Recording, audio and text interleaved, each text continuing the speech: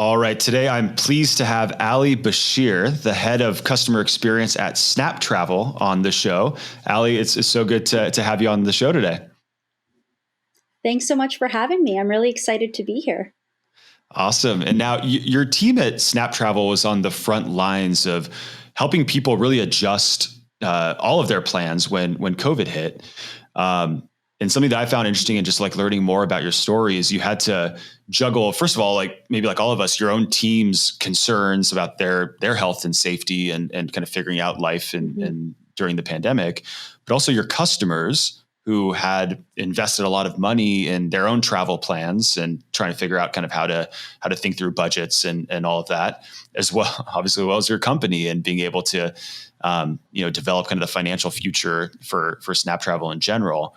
But I was really, frankly, inspired in the story because it seems like y'all have developed through this resiliency, a greater sense of purpose, and the business, which we'll talk about, reached profitability, which is amazing. So I can't wait to dig into some of these details with you and hear more of the story kind of firsthand. But before we do, let's break the ice. We have a segment that we like to call the weird question of the week. Ooh. So let's see, we've got several here. I'll go with this one. My weird question for you is, what was Toronto like during the Raptors parade? Okay, so do you want to hear the saddest part? I'm a huge NBA fan, okay? And I'm a huge Raptors supporter. And so this was like my moment, okay? I was in the Philippines with my customer support team when the Raptors won and during the parade. So I was actually watching at like 3 a.m. or whatever it was from a random bar in Manila, being booed at by non-Raptors fans who are also in the sports bar while I was watching the Raptors parade. So I wish I could tell you more about it, because I definitely would have been down there with like the other thousands of people who went. But I had to celebrate from the other side of the world. That's awesome. I can tell you though that our city was like on fire. We're also just really sad we lost Ibaka and waiting to see what else happens. Yeah. Yeah. Well, you had I forget the Van Vliet made the long-term commitment, so that's great. Yes, fan favorite as well. Good. Well, why don't we dive in? So, for folks listening, maybe hearing this for the first time, Heart of Business is meant to really tell the stories of some of the greatest teams in business, and we think that the heart of business itself is this really important space within businesses where teams and customers interact. And so I think today's story is just a perfect example of what happens when you put the customer really at the center and serve them during an existential kind of time within their own kind of careers. And how does that then translate to value back to the business? So as we dive in, Ali, do you mind telling folks a little bit more about SnapTravel itself for those that aren't familiar with them, and maybe a bit about who are your customers that you serve? Sure. So SnapTravel is a travel company, hence the name. And we offer hotels, flights, and car rentals across the world, but at really, really great rates. Often anywhere from 25 to 50% less than what you would find online. And what makes us special, besides the fact that our rates are really great, is that our sales are predominantly through messaging. So you basically can text us, WhatsApp us, whatever's convenient for you, and you'll be connected with our bot. And our bot will sort of customize this travel agent experience for you so that you can find what you're looking for in a budget-friendly way.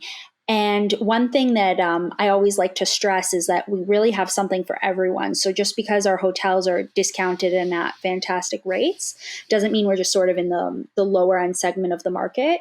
We really offer everything from side of the road, like need a quick place to sleep and stop, through to the Four Seasons, Ritz-Carltons of the world and everything in between. So we're a product for everyone under the belief that everyone deserves to travel in a budget-friendly sort of manner. And we are expanding now through the pandemic. We've made some business changes, like you mentioned at the beginning. We've actually reached profitability, which was fantastic, and so we're now expanding into different verticals. Going to take that premise of consumer-friendly rates across different e-commerce platforms to the masses. So really exciting to open up that chapter of our business as well. That's incredible. And you lead customer experience, I believe, for SnapTravel. Can you tell me a little bit more about just the team itself and how do you all interact with customers, especially it's such a bot driven business? Like what is the point of interaction? So my team and I basically live and breathe the customer experience. If we're not in a meeting talking about customers and how to make it better, we are actually talking to customers or going through customer interactions and listening to them. And I divide it into two areas. So we're pre-trip support, and that could be like, you do hit our bot first. So our bot is awesome. It's all AI powered. Our engineers are like phenomenal, some really smart team. So the bot can do a lot. But at the end of the day, it can't replace a human for really nuanced questions. For example, when we get a lot, especially in like winter destinations, like I see this hotel has a pool, but is the pool open? Or sorry, is the pool heated? And so you need to go to someone who can look that up for you. Or things about like, can you bring your pets on vacation with you? Those are questions that would get deferred to our pre-trip support, who we have a team of agents who will address that for the customer. We also have post-trip support. So say you had a promo code that you forgot to apply. You would talk to one of our team members to try to get you that discount back. If you weren't too happy with the hotel quality, that's something else that our team could help you out with. And so we're really covering the whole end-to-end customer experience to make sure that people find what they need, enjoy their stay, and are able to check out successfully and think positively about SnapTravel and all the money that they saved. And my team sits half in the Philippines and then half in Toronto with me, which is where our headquarters is located. Cool. And obviously I think with the season that we're all in right now, like we all miss traveling completely from day in, day out. But I know there's so many folks, which we'll unpack, that are essential workers that have been traveling. And so although, there might have been, I think we're now perhaps back to the levels that we were prior to the pandemic. Obviously there was a big hit to the industry that happened, back in March, April. Right. So I was reading up on the Fast Company article that was published, and I think this came out of, was it a Medium blog post or something that your founders kind of had put together, but really kind of detailing your journey through this. And so take us back to March. I think the article said that business had dropped about 80% overnight. What was that like? What was the sort of emotions kind of going on right around the time this was happening? So I'm actually going to go back a little bit further. Cool. Because we are a global business. So come like January, February, we had an inkling of what this coronavirus was, because we had people who were going to China and other parts of Asia who had been messaging us and asking us to refund their trip. And so, of course, we're like, oh, yeah, sounds like they're having tough times, like I totally hear why you don't want to travel, stay safe, let's work with you. And so as it started coming up in the news more and more, we're like, we have a handle on this. Like it's a few bookings here and there where people are asking for their money back, but we can deal with it in-house. It really wasn't until those early restrictions were placed on the US that we had any sense of scale as to like how big this could actually be. Yeah. So then overnight, people couldn't leave the country, couldn't come back into the country. And that's when travel really started to halt. And we were like, so many emotions sort of going on at once. And so I'll unpack that a little bit. I think first and foremost, we were obviously like worried for the business, like considering that sales dropped 80% overnight. You know, we're a team, we're a young company. We were kind of like, are we going to get through this? And it required a lot of trust in our leadership, in our peers, etc., to say, hey, like, we're a great group of folks, like we're going to do the best we can and we're all in this together. But definitely a sense of shock there. But that was, I think, made particularly difficult based on the fact that we're juggling that with fear for like ourselves. So we didn't know how serious this virus could be. We didn't know what numbers were going to look like. Yeah. We were worried about ourselves, our families, our friends.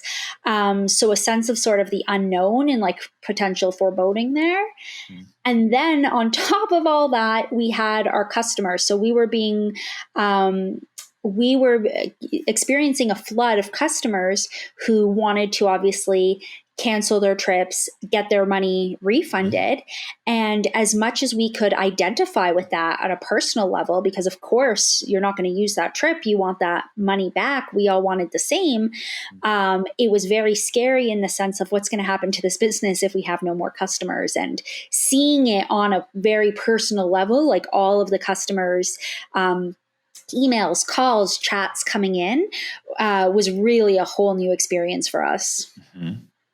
Well, the article was talking about, the different types of refunds, meaning like customers who bought refundable kind of tickets or made refundable engagements using SnapTravel, and how those were, a lot of work to keep up the volume, but relatively straightforward. But you all had to also deal with some trickier types of refunds where it wasn't quite that straightforward, or financial commitment was made, and now you had to kind of look at the fine print to really find a way to kind of get the customer, do right by the customer, and get them their money back. Can you talk about just some of the complexity with some of these refunds, and frankly, why was it important to SnapTravel from your brand promise perspective to deliver?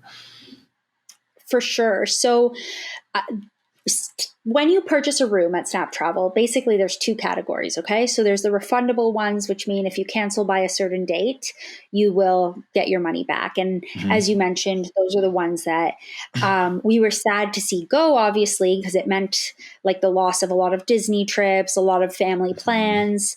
But at least everyone could leave and part ways happily, right? You had your money back. Right. What was a lot more complicated is that majority of what we sell is non-refundable, given that the rates are so awesome. And so we had thousands and thousands of customers with serious financial liability tallying up, who told us they wanted their money back, and they wanted it back ASAP because they would no longer be going on their trip. And so from a personal standpoint, we completely got that, right? Like, I had to cancel the trip of a lifetime, and I too was struggling getting my money back. So I could really put myself in these people's shoes, being like, there literally go 3 years of savings because I was going on safari. So it quite literally was the trip of a lifetime that I had been planning towards, right? So we knew how important it was to these people. To also sort of add a more personal element to it, people were writing into us saying like, listen, I lost my job in this pandemic. I lost my insurance. I like going on this trip really, or getting my money back for this trip because I can't go on it really means a lot to me given my new circumstances. And so that was really humbling, and saying like, we have to do something for these people, right? Like, this is not just, I'm not going on safari, better luck next year. This was actually impacting a lot of our customers in a more material way. So that's sort of the headspace that my team was in. But at the same time, we have commitments to our business to keep us growing, to keep us like afloat, to our investors.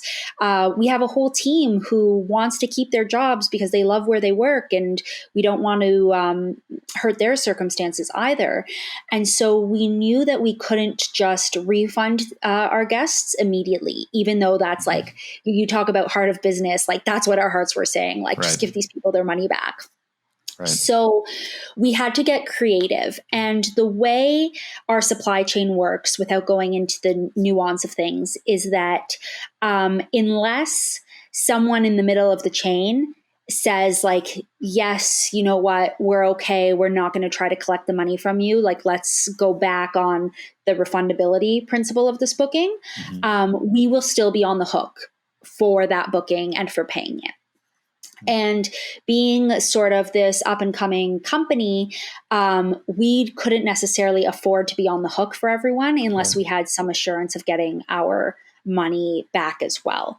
And that's what I mean, like the commitment to our company, to our business, to our teams internally. So we ended up negotiating with all of our partners who supply our rooms, all of the hotels. I had a whole team call the hotels explaining what was happening on behalf of the customer and asking if they would be willing to provide a refund in that case. And so in general, it took a lot of work and a lot of manpower hours, but we were able to secure these refunds and then pass that on to the customer. And now one decision that we did make was we weren't successful all the times. You know, small businesses had to survive as well. They were counting on that money as well. But something we realized we could do is that if we gave people refunds and SnapTravel credits, we could refund them faster and we could refund more people because we'd be sharing the liability. And so we ended up refunding over 97% of our customer base, which was phenomenal, in SnapTravel credits that are good for another 12 months. So they can repurpose that money for whatever their next trip may be. Or a lot of people are actually traveling again during COVID to like go visit family social distantly, like stay in hotels or backyards and stuff. So we're actually seeing a lot of good use of those credits to date, which has been fantastic. That's incredible. And I wanted to ask about another trend that you guys saw around essential workers traveling and using SnapTravel, be it doctors and nurses that were traveling to help hospitals and communities that were hit hard where COVID was surging. What was that like? And how did you sort of start seeing that use case, I guess, kind of pop up? So this is my favorite part of the whole coronavirus experience. In the midst of feeling just really like empathizing with our customers and feeling their pain over trying to get their bookings and their money back, we saw some really positive messaging coming in from customers. So people were saying like, thank you, SnapTravel. You saved me $100 a night, which meant I could extend my stay in this small town and help support the hospital because I'm an essential worker. Wow. I'm a nurse. I'm a doctor who I'm traveling to go support a hospital not in my community who needs more resources. And we saw tons of that, or people who were saying like, hey, thank you so much. I could now afford to go visit my elderly parents, but from afar, and just like check on them on the other side of the country. Countless chats came in regarding the positive benefit and how we were helping these essential workers travel, which really kept us going amidst feeling sort of everyone's sadness that plans were getting canceled. There was a lot of confusion in the world all around. So it really kept our team happy and added a new purpose to us, saying like, okay, this work is worth it. Like we're staying open. We are keeping afloat. We are bringing hotels great new source of business and helping people really serve their communities. That's incredible. I mean, I imagine given the backdrop of the uncertainty out in the world, that must have, to your point, motivated the team. What do they say today about the impact of this on their work? Is it still, has this elevated kind of their greater meaning behind their jobs, and thinking about SnapTravel as not just a technology product, but really an enabler for community, for healing, for human connection, all of these things? So definitely, we still get messages around like, hey, thank you so much. I could afford to quarantine and keep my family safe as I traveled. Like I stayed in a hotel for 14 days. We still get some of the essential workers who are traveling saying they could extend their stay because their budget went further. So that is still very rewarding. But I think just at a broader level too, this really helped us connect with our customers. And I know you're always supposed to know your customer, and we definitely did our focus groups. We tried our own product all the time. We would talk to our customers, listen, be agents. We did all the checklist stuff you're supposed to do to know your customer, right? But this really helped us understand them at a whole new level, because we were going through the exact same thing. Like, people couldn't travel to see their families. I told you my trip of a lifetime got canceled. So we had this new sort of common bond, and that exists today, that when we think about how we're helping our customers through good times, through bad, like through finding a hotel with the coolest pool in Orlando versus like getting a refund or helping them if they didn't enjoy their stay. Like, it's really our driving force that these people are just like us, and we could envision being in this same situation. And I think that's brought our team together and given us sort of a badge of honor that we're here to support them, that we wear proudly throughout the company. So moving forward, just, hopefully, good news in the vaccine coming out, like travel, even as it stands, to your point, is sort of getting back to sort of normal levels. What learning do you think you'll take with you into the sort of new normal from a customer perspective? You talk a lot about empathy and kind of walking in the shoes of the customer, but just from putting it in practice, kind of what do you what are you going to take with you, I guess, as a CX leader, or really as the team kind of moving forward? That's a great question. In addition to the empathy, when I reflect on the process and what I've learned as a business leader and working with customers, is that I have license to be creative. So if I had talked to my customers, all of them wanted the same thing, right? Sorry, when I talked to my customers, all of them wanted the same thing at COVID. They're like, I need a refund and I want it in cash. And where I took license to be creative was I said, hey, I can actually get more people, more options. I can ensure that they come back to fuel our business. I can help people make more creative memories or more fun memories. If I use credits instead of cash. It kind of worked out to be better for everyone, quite honestly, even though no one was banging on my door asking for that as an option.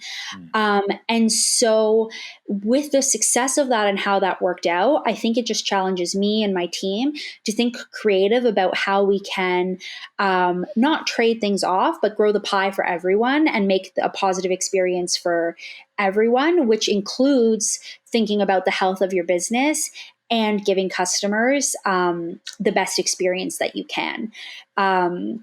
Especially because now, I think I mentioned, we're seeing people are really happy that they have those credits and are happy to use them, try new things, explore. And so we really feel like we delivered a great experience at the end of it.